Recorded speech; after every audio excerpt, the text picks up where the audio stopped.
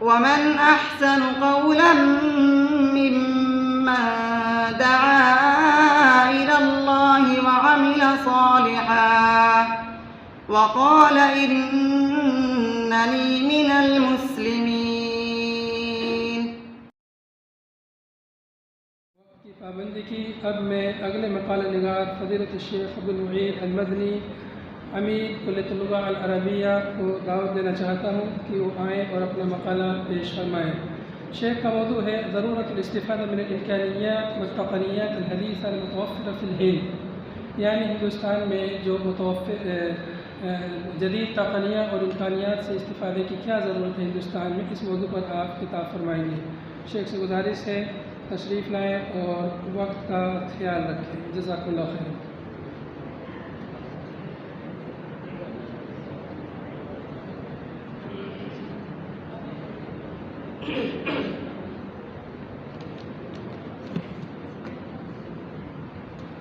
السلام علیکم ورحمۃ اللہ وبرکاتہ. ان الحمد للہ نحمده ونستعینه ونستغفره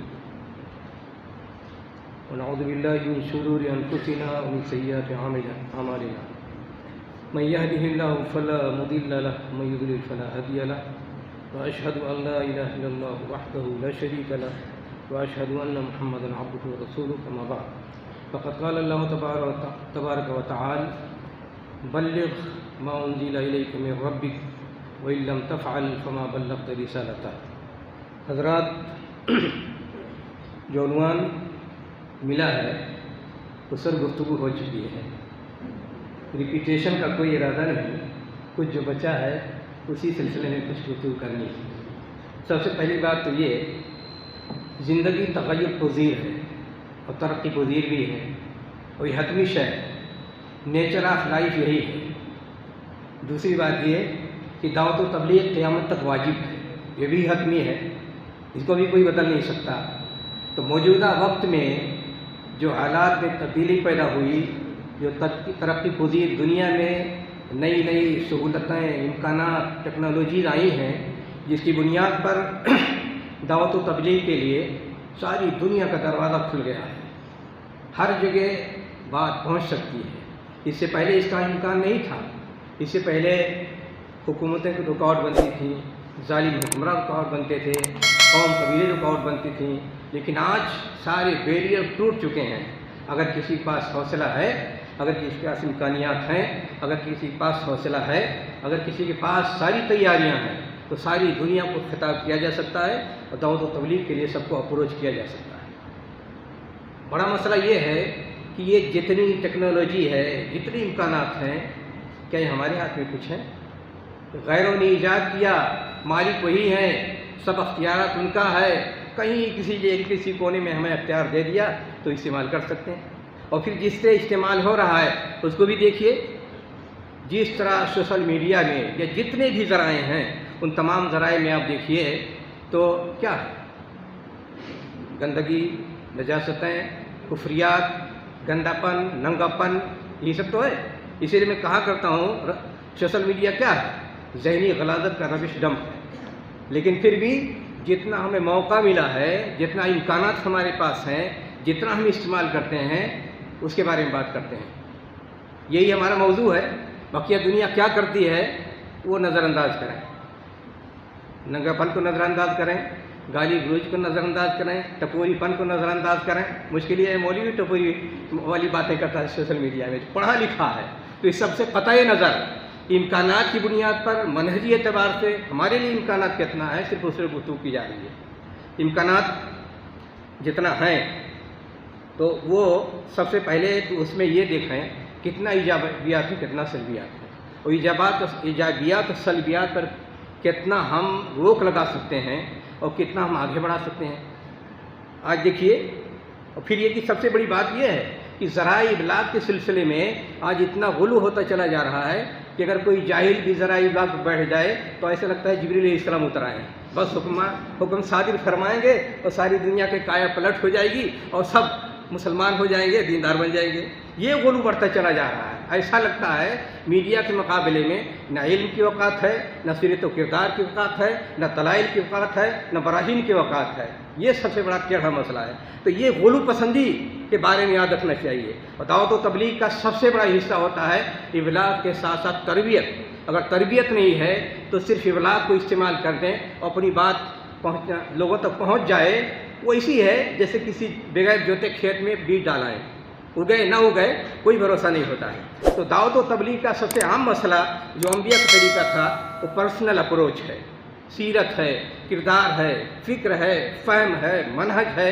یہ بنیاد ہوتی ہے دعوت و تبلیغ کی۔ تو یہ ہے، لیکن اگر صرف ابلاغ کی بات ہو اور صرف بات اپنی پہنچا دی جائے تو کتنا اس سے فائدہ ہو سکتا ہے؟ میں تو اپنے تجزیے کی بنیاد پر ہی کہتا ہوں، صحیح ڈھنگ سے استعمال کیا جائے، صحیح لوگ استعمال کریں تو زیادہ سے زیادہ دعوتی اعتبار سے اس کا 10% فائدہ ہو سکتا ہے۔ اس لیے کہ اس میں نہ انسان کے اخلاص کی بات، نہ انسان کے اپروچ کی بات، نہ انسان کی تربیت کی بات، نہ فکر و فہم کی بات، یہ ساری چیزیں غائب ہوتی ہیں۔ لہذا ذرائع ابلاغ کے ذریعے دعوت و تبلیغ صرف ابلاغ کی بات ہو سکتی ہے، تربیت کی بات، تعلیم کی بات، فکر و فہم کی بات، شکوک و شبہات کو دور کرنے کے بعد اس کے امکانات کم رہ جاتے ہیں۔ تو یہ یہاں سے شروع کیجئے کہ امکانات ہیں، صحیح ڈھنگ سے استعمال کرو، لیکن اگر صحیح ڈھنگ سے استعمال نہیں کر سکتے ہیں تو سلبیات کتنی ہیں۔ صرف ہندوستان کے پیمانے کی بات کر رہے ہیں، باہر کی دنیا کی بات نہیں۔ ہندوستان میں یہ ہے کہ آج ذرائع ابلاغ جس حد تک لاکھ میں 1% اگر مسلمانوں کو حاصل ہیں تو وہاں کیا ہو رہا ہے۔ پہلے ہی سلبیات کو دیکھ لیجئے، سلبیات دیکھ لیجئے آپ۔ پڑھے لکھے لوگوں کا یہ حال ہے کہ باہیت پسندی، خارجیت، آج جتنے یہ جو بردر کہا جاتا ہے، بردر میں ان کو سیکولر ملا کہتا ہوں، بیک گراؤنڈ سیکولر تعلیم ہے، اور کوئی مفتی بن جاتا ہے، کوئی دائی بن جاتا ہے، کوئی خطیب بن جاتا ہے، کوئی ایکسپرٹ بن جاتا ہے، تلفظ صحیح نہیں ہے، ایک آیت صحیح نہیں پڑھ سکتے، ایک حدیث صحیح نہیں پڑھ سکتے، لیکن ایسے ایکسپرٹ بن کے بیٹھتے ہیں جیسے ساری دنیا کے امام بنے ہوئے ہیں۔ یہ صورتحال ہندوستان میں کثرت سے پائی جاتی ہے۔ تو اباحیت بھی دیکھیے، اباحیت بڑے بڑے مدارس فارغین اس پر کیسی گفتگو کرتے ہیں، کس انداز سے گفتگو کرتے ہیں۔ ہمارے جامعات، سلفی جامعہ سے پڑھے لکھے لوگ، بہت بڑی ٹیم جو لکھنے پڑھنے والے کا جذبہ رکھتے ہیں، آج ان کو دیکھیے، لوگ سوشل میڈیا میں ہو کے جانتے ہوں گے کس طرح کی گفتگو ہوتی ہے اباحیت پسندی کی۔ تو یہ سلبیات میں سب سے پہلی بات یہ اباحیت پسندی۔ دوسری بات خارجیت جدھر دیکھیے اس کی بنیاد پر ہر سرفرا اپنے اپنے من کی بات، اجتماعیت سے بغاوت، مرجعیت سے بغاوت، مرجعیت علماء، جیسا لگتا ہے جیسے مرجعیت علماء اور خارجیت تقریباً ایک ہی شے ہے۔ مرجعیت علماء کتاب و سنت کی روشنی میں فرض اور واجب کے درجے میں ہے۔ یہ لوگ جتنے ہیں مرجعیت علماء کو مذاق سمجھتے ہیں۔ آج یہ صورتحال بنی ہوئی ہے کہ کہتے ہیں علماء کی کیا ضرورت، کتاب لو پڑھو۔ ایک حیدرآباد گیا تو ایک سرفیرے کے متعلق پتہ چلا تو کہتا ہے شیخ ابن باز میں بڑا عالم ہوں، اس لیے کہ میں دین بھی جانتا ہوں، سائنس بھی جانتا ہوں، لہٰذا ان سے بڑا عالم ہوں۔ تو یہ صورتحال سرفرا پن اس طرح بڑھتا چلا جا رہا ہے، اس طرح خارجیت پنپ رہی ہے، اس طرح منمانی لوگ بڑھتے چلے جا رہے ہیں کہ لگتا ہے ہر آدمی کی دین کی اپنی تعبیر ہوگی، ہر آدمی اپنے ڈھنگ سے دین کی تعبیر کرے گا۔ تو یہ سلبیت کی دوسری شکل ہے۔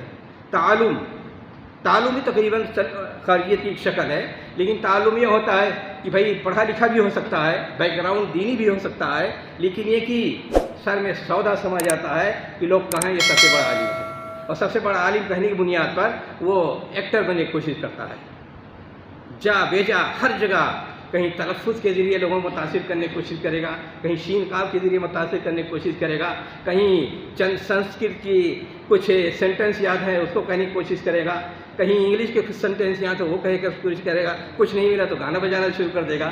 تو تعلم کی جتنی شکلیں پائی جاتی ہیں، آج تعلم نے یہ سوشل میڈیا کے ذریعے اتنا کثرت سے پھیلتا چلا جا رہا ہے کہ جیسے جتنے بے سر پیر کے لوگ ہیں جن کے پاس علم دین نہیں ہے، جن کے پاس علم عربیہ نہیں ہے، تو جتنے متعلم بنتے چلے جا رہے ہیں۔ راستہ کھلا ہوا ہے، سیکولر اسٹیٹ ہے نا، ہر آدمی آزاد ہے، ہر آدمی آزاد ہے، اور یہ صورت سیکولر اسٹیٹ میں تو ہر آدمی کہتا ہے کہ سب صحیح ہیں۔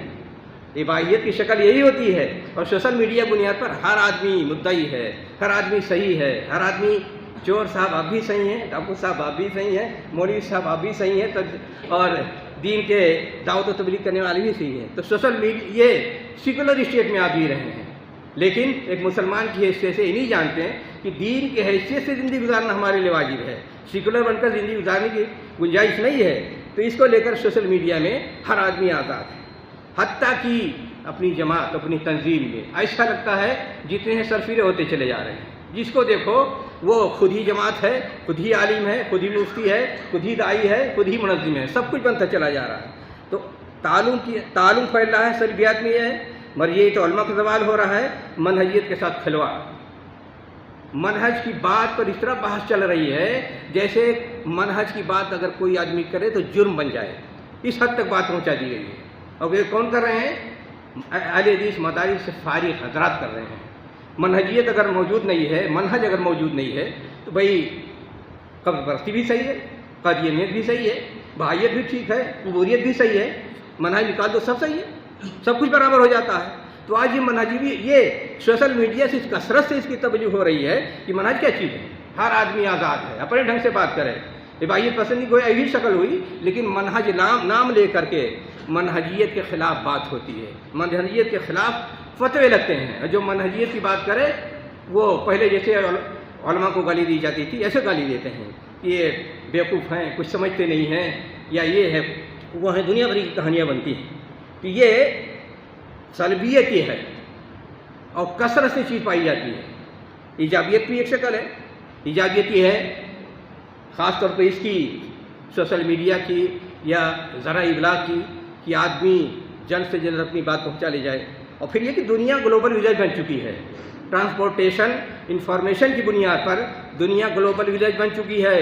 تقریباً اقدار ایک ہوتے چلے جا رہے ہیں، مسائل ایک ہوتے چلے جا رہے ہیں، مشکلات ایک ہوتے چلے جا رہے ہیں، ساری چیزوں میں یکسانیت ہوتی چلی جا رہی ہے. اس لیے اور یہ کہ اتنی پھیل گئی ہے دنیا، اتنے جلدی حادثات واقعات ہوتے رہتے ہیں کہ انسان کو فوراً ضرورت ہوتی گائیڈنس کی. تو آج یہ اللہ تعالیٰ نے جو ذرائع میڈیا دیے ہیں، ذرائع ابلاغ جو دیے ہیں، میڈیا کا فائدہ یہی ہے کہ جلد سے جلد مسائل حل ہو سکتے ہیں، مشکلات حل ہو سکتے ہیں، دین کی باتیں جلد سے جلد دور تک پہنچائی جا سکتی ہیں. اور یہ سریع الحصول ہیں، ساتھ ساتھ سریع الانفعال بھی ہیں. جو اپنی بات پہلے پہنچا لی جائے بس وہی سکندر، اسی کی جیت، اسی کے سب ہو گئے. آج یہی سب سے بڑی جنگ جاری ہے. غزوہ فکری کا اس وقت سب سے بڑی صورت یہی ہے کہ ذرائع ابلاغ کے ذریعے، میڈیا کے ذریعے دنیا جو چاہتی ہے منوا لیتی ہے. اور جھوٹے میڈیا کی بنیاد پر عام طور پر جھوٹ کو منوانے کی کوشش کی جاتی ہے. ساری دنیا کے دین کے مخالف، ملت مسلمانوں کے مخالف، مسلم کوز کے مخالف سب سے زیادہ میڈیا کو استعمال کرتے ہیں اور اس طرح ذہنوں کو مسموم کر دیتے ہیں کہ اپنے بھی اکثر اس جھوٹ کو مان لیتے ہیں اور اسی بنیاد پہ چل رہے ہیں. تو یہ سریع الاصول بھی ہوتے ہیں، سریع الانفعال ہوتے ہیں. اب جو بھی آدمی اس کو صحیح ڈھنگ سے استعمال کرے گا وہ کامیاب رہے گا. صرف مسلمانوں کی حد تک دیکھیں، ہندوستان کی حد تک دیکھیں، آج مسلمانوں کی حالت اس ناحیے سے بھی سب سے بدتر ہے کہ دوسرے اپنی بات جلد سے جلد پہنچا لے جاتے ہیں، اپنی بات جلد سے جلد لوگوں کے دل و دماغ میں اتار دیتے ہیں. اور خاص طور پر گودی میڈیا ہے موجود، آپ جانتے ہی ہیں. گودی میڈیا کی بنیاد پر سماج و معاشرہ منتشر ہوتا چلا جا رہا ہے، اقدار بگڑتے چلے جا رہے ہیں، انسانیت تباہ ہوتی چلی جا رہی ہے، خیر کی جتنی شکلیں ہیں سب برباد ہوتی چلی جا رہی ہیں. جو بھی چاہتے ہیں اپنی باتیں بہت جلدی پہنچا لیتے ہیں اور اکثریت ماننے کے لیے تیار ہو جاتی ہے. تو یہ سریع الاصول اور سریع الانفعال ہے، جلد سے جلد متاثر کرنے کی اس میں صلاحیت ہوتی ہے. اب یہ آپ کے پاس اگر حاصل ہو تو آپ بھی جلد سے جلد لوگوں پر مؤثر بن سکتے ہیں، لیکن اگر آپ کے پاس کو حاصل نہیں ہے تو دوسرے آپ کے اوپر مؤثر بن سکتے ہیں. حتیٰ کہ اگر مسلکی اعتبار سے دیکھا جائے تو بہت سے ایسے ہیں دوسرے مسالک کے لوگ، تاریخی حضرات ہیں، دیوبندی حضرات ہیں، بریلوی حضرات ہیں، ان کا میڈیا اہل حدیثوں کے مقابلے میں کئی زیادہ مضبوط ہے. وہ ان کے جتنے ہیں اس میدان کے شہسوار، جن کو پرسنلی میں جانتا ہوں، فریبی، دھوکے باز، لیکن اہل حدیث بھی سنتے ایسا لگتا ہے کہ مجاہد اعظم ہیں ہندوستان کے. شخصی طور پر کتنے ایسے موجود ہیں ہمارے یہاں، کوئی کسی کو سننے والے نہیں. ہمارے تو یہاں جتنے ہیں میڈیا میں دیکھو ٹپوری بنتے چلے جا رہے ہیں، منہج کے خلاف بنتے چلے جا رہے ہیں. تو یہ جو صحیح ڈھنگ سے اس کا استعمال ہو سکتا تھا اور اس کے اثرات جو بہتر سے بہتر ہو سکتے تھے، وہ اثرات یہ فائدے ہمیں نہیں مل پا رہے ہیں۔ دوسری بات یہ کثیر الآباد، آج یہ ذرائع ابلاغ کی بنیاد پر مسئلہ صرف ایک نہیں ہے، دنیا کے سارے مسائل کی تبلیغ ہوتی ہے ذرائع ابلاغ سے، چاہے اقتصادی مسائل ہو، چاہے سیاسی مسائل ہو، سماجی مسائل ہوں، ادبی نظریات ہوں، سوشل میٹر ہوں، انڈیویجول میٹر ہوں، فیملی میٹر ہوں، سارے مسائل کو آج ذرائع ابلاغ کے ذریعے اتھل پتھل کیا جا رہا ہے، اور اس کو اس ڈھنگ سے پیش کیا جاتا ہے کہ جو لوگ صحیح ڈھنگ سے پیش کر لے جائیں وہ سمجھے غالب ہو گئے، ان کی بات مان لی جاتی ہے۔ اور اکثر مسلمانوں کو دیکھیے، اکثریت کو جو سب کی گہرائی نہیں ہے، خبر نہیں رکھتے ہیں، فوراً یہ سبق پکڑ لیتے ہیں اور یہ افکار پی لیتے ہیں، اور وہی ہر جگہ تبلیغ ہوتی رہتی ہے۔ تو یہ ایجابیت اس کے ہیں، ایجابیات میں آپ نے دیکھا کہ جلد سے جلد آپ لوگوں تک پہنچ سکتے ہیں، دوسروں کو متاثر ہو سکتے ہیں، اپنی بات منوا سکتے ہیں، دوسروں کو قلوب کو اذہان کو جیت سکتے ہیں، ساری امکانات موجود ہیں۔ لیکن یہ ہو کیسے؟ بنیادی طور پر دو چیز ہونی چاہیے۔ کتنا رہ گیا وقت؟ چلیے 5 منٹ میں پورا کرنا ہے۔ چلیے، دو چیز، تخطیط اور تصدیق۔ تخطیط ضروری ہے۔ آج سوشل میڈیا کے لیے نہ کوئی تخطیط ہے نہ کوئی تصدیق ہے۔ کون کرے گا یہ؟ کس کی ذمہ داری ہے؟ جو سب سے بڑی اتھارٹی ہو کرے گی۔ سب سے بڑی اتھارٹی کون ہے؟ ہماری تنظیم ہے، ہماری جمعیت ہے۔ جو ڈیڈ ہے، زیرو ہے، تو تخطیط کا مسئلہ ہی نہیں رہ گیا ہے۔ تخطیط کسے کہیں گے؟ تخطیط یہ ہے کہ صحیح ڈھنگ سے استعمال ہو، کون استعمال کرے، کون ایکسپرٹ ہے اس میں، اس کو پھر اس فیلڈ میں اتارا جائے، کون سے زیادہ ٹچنگ موضوع ہیں، کون کرنٹ افیئرس ہیں، یہ ساری چیزوں کی جانکاری ہو۔ اس کے بعد تخطیط ہو کہ بھائی اس کے لیے خرچے کتنے ہیں، اس کے لیے رجال کیا ہونا چاہیے، اس کے نتائج دیکھا جائے، اس کے اثرات دیکھے جائیں، اس کی منفعت دیکھی جائے، اس کی مضرت دیکھی جائے۔ تخطیط میں ساری چیزیں آ جائیں گی۔ تو تخطیط ضروری ہے۔ ہندوستان میں اگر ذرائع ابلاغ کا صحیح طور پہ استعمال ہو، اور یہ کہ کم سے کم جو ہمارے موت و حیات کا مسئلہ ہے، منہجیت کی بنیاد پر جو ہماری جماعت یا 3 کروڑ جو ہندوستان میں اہل حدیث موجود ہیں، ان کے بارے میں، ان کی مضرت و منفعت کے بارے میں، ان کے گائیڈنس کے بارے میں، ان کے دنیا بھر کے غلط افکار سے بچانے کے لیے، اباحیت پسندی جو گھسی جا رہی ہے اس سے بچانے کے لیے، جو خارجیت اور مرجعیت علماء کی انکار، تعلم، یہ ساری چیزیں بڑھتی چلی جا رہی ہیں، اور اکثر ہمارے ہاں کے لوگ صرف یہی ان کا موضوع بن گیا ہے، اور یہی اس کے ایکسپرٹ بنے ہوئے ہیں، اور انہی کو لوگ سوچتے ہیں۔ تو اگر تخطیط ہو تو صحیح معنوں میں ہم اس سے بھرپور استفادہ کر سکتے ہیں، اور جتنے امکانات ہیں اس سے ہم پوری طرح اس کے فائدے حاصل کر سکتے ہیں۔ تحقیق ضروری ہے، ٹیم ایکسپرٹ کی، شریعت کے ایکسپرٹ کی، فنی ایکسپرٹ کی۔ اگر فنی ایکسپرٹ موجود ہوں اور شریعت کے ایکسپرٹ موجود ہوں تو ہمیشہ تجدید ہوتی رہے۔ دنیا سے مفر نہیں ہے یہ مسائل، اور یہ جو انفجار آیا ہوا ہے جانکاری کا اور ذرائع ابلاغ کے ذریعے جو ہر جگہ پہنچ سکتے ہیں، اگر کوئی آدمی اس میں تزہد اختیار کرے کہ نہیں ایسی کوئی ضرورت نہیں ہے، اس سے فائدہ کیا ہے، یہ فاسقوں فاجروں کی دنیا ہے، تو آپ کے اوپر بھی اس طرح اثرات ہو جائیں گے، بلکہ نئی نسل سب سے زیادہ بگڑے گی۔